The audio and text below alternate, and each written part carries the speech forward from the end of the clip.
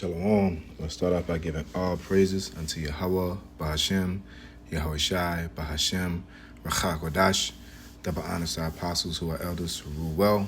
Blessed salutations to you brothers out there teaching and enduring truth and sincerity. This Rob Amath for the Nebraska camp. And I wanted to go over this article here, going over Mexico protest turns chaotic as demonstrators storm National Palace.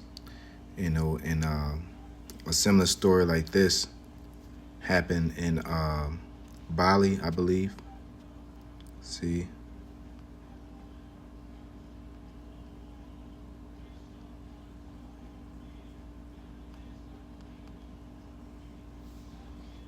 No, Slovakia, the Nepalese Gen Z protest. Okay. But in Mexico is in within the article. I read it real quick. It's within the regards of all the BS that's going on. You know what I'm saying? The killings. As it says, rioters stormed the barricades outside the presidential palace in Mexico City, and an anti-cartel protest descended into chaos. All right, and let's get this. Though everything is not happening in Babylon, we're getting closer and closer. Because just like I referenced the Nepalese, you also now you got it going in South America, but there's one common denominator, and that's a small hat, okay, which goes by that president, okay,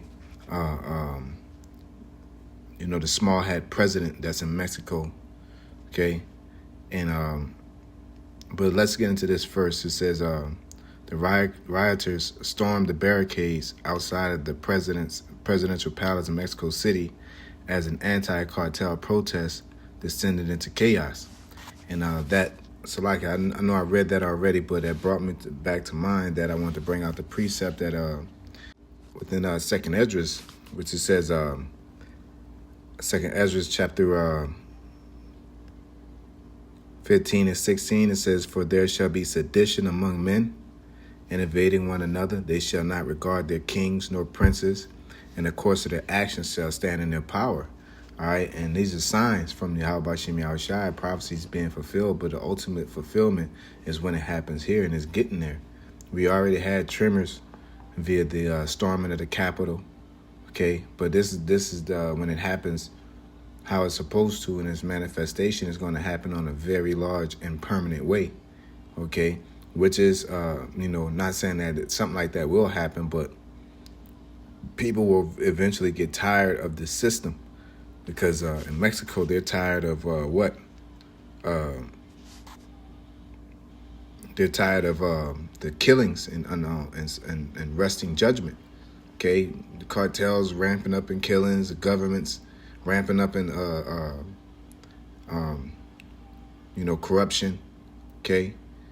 And see here, get the precept, because all this is going on, so we're going to go to Sirach 12 and 17, all this is going on, and then magically, a small hat's there, okay? That's not by coincidence. So in Sirach 12 and 17, it says, matter of fact, I'll start at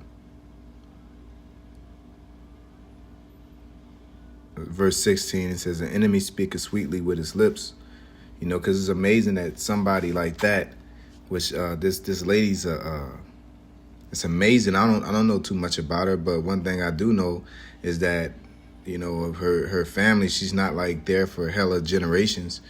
Looking her up, Claudia Scheinbaum is a Mexican. She was born in Mexico City and is the first woman and the first Jewish person to be elected president of Mexico. Her grandparents were Jewish immigrants who moved to Mexico from Europe.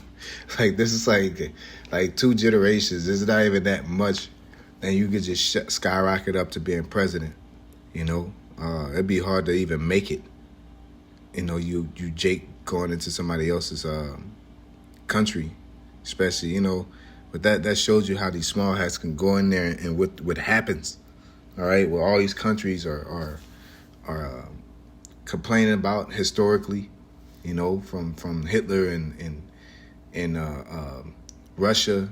You know, Russia kicked him out for the same reasons, man. What they call him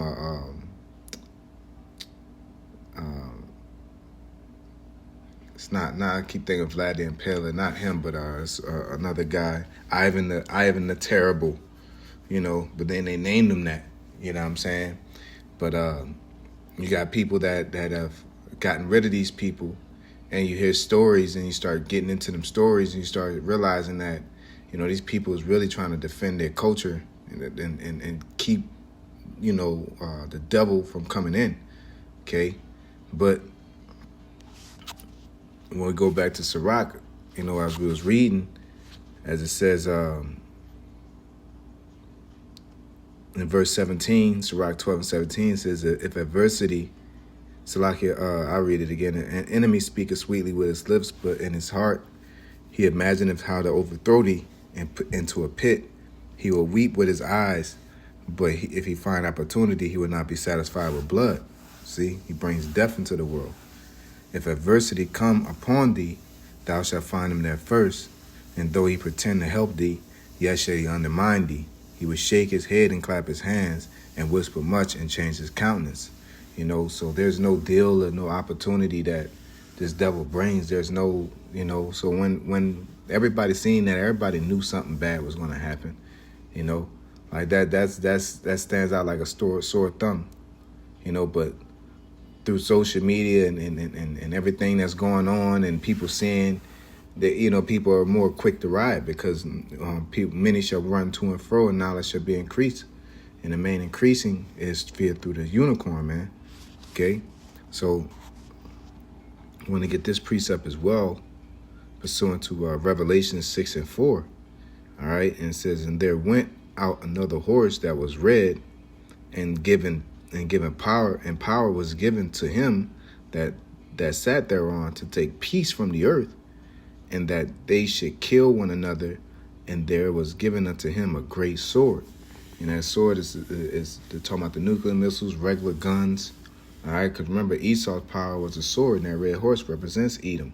All right, in many facets, whether you're being the beast that's used, or you're the horse sitting on it, you know, or you're the bankers that's supplying it.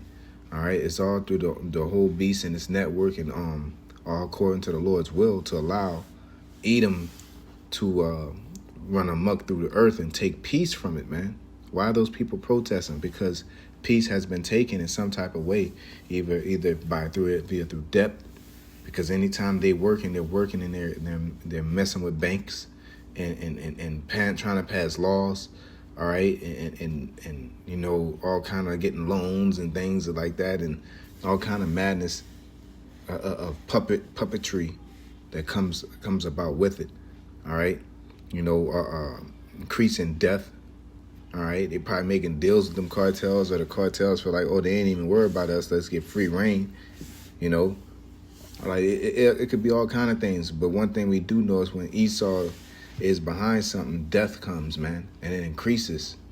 Okay, so yeah, man, I thought this was you know, interesting, man, in a true manifestation of the red horse doing his thing. You know, so with that being said, I'm gonna give all praises unto Yahweh, Bahashim, Yahweh Shai, Bahashim, Recha, Kodash. Double honor to our apostles who are elders who rule well. Blessed salutations to you brothers out there teaching and enduring truth and sincerity. Shalom.